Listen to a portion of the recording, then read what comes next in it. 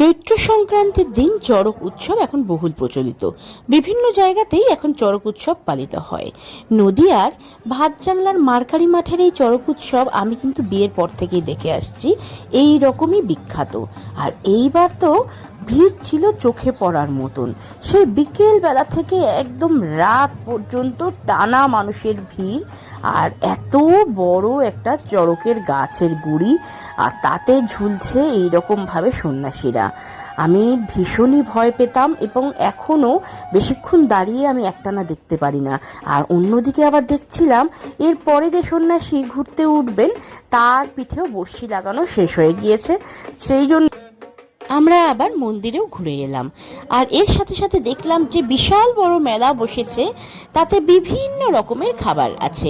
আর আমার ভীষণ ইচ্ছা করছিল সেই ছোট্ট বেলাকার মতন পেপসি খাবো।